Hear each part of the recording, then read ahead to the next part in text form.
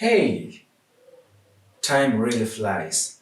It has been 3 years when this phone was first announced in 2018. This is a Nokia 7 Plus. Hey you guys, Moses here. So today we're going to look at how the Nokia 7 Plus has aged through time and space. First things first, this is the Nokia 7 Plus, which is the black copper edition. And my oh my, the phone looks amazing. The phone was ahead of its time when it was first announced in 2018. And when it came, it was rocking the Android 8.0 Oreo, Android Oreo, which is 8.0, and it only managed to get two major software updates until this year in March when the security updates were no longer being offered. So this phone, the Nokia 7 Plus, is not going to get any major update whatsoever. You can unlock your bootloader and install custom ROM on this phone. But we have a very big problem because Nokia locks its phone's bootloader, and there is no way you can unlock this phone's bootloader without having to pay someone to unlock your phone's bootloader. Sounds bad. And if you unlock your bootloader, you have a really big problem. You have to pay somebody to get the custom ROM of this phone. Or you can go with the lineage 18.1 based on Android 11 custom ROM to install on this phone. I tried to install on this phone and I found it to be buggy. This phone has aged well through time and space, even though it's not going to get major software updates. The Nokia 7 Plus came with 12 plus 13 megapixels back camera, which were tuned by Zeiss.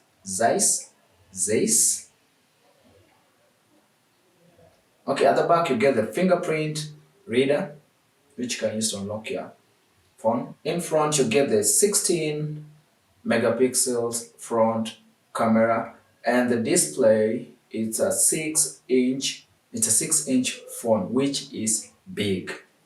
Even though it's big, it really feels nice in your hands. That's why I say the Nokia 7 Plus was ahead of its time when it was released. The phone also has the NFC, near field communication, which you can use to make payments. Also, the phone comes with a USB Type-C. This phone back in 2018 was a very big deal. Everybody was rushing to get this phone. But also this phone has a very bad USB Type-C, because this USB Type-C is prone to damages. It's prone to breakdowns and damages. I have replaced my USB Type-C charging port like 3 times within 2 years, which is really disappointing. And the display is a full HD display, 1080 by 2160 and a 403 pixels per inch. The phone's screen or the phone's display is also a major selling point for this device. So, would I recommend someone getting this phone? Absolutely not. Because if you get this phone, first things first, you'll need to replace your battery because the battery has drained. And if you can get a new one, but you can take this with a pinch of salt because the phone is never going to get a major software update. And if you want to unlock your bootloader, you'll have to pay somebody to unlock your bootloader. But I managed to unlock my phone's bootloader without having to pay someone. If you want to see how I managed to do that, please leave a comment and I will make a video showing you how I managed to unlock Nokia 7 Plus bootloader. And also I managed to flash lineage OS 18.1 back to Nokia 7 Plus. This phone has got amazing cameras, and here are some pictures that I took using this device.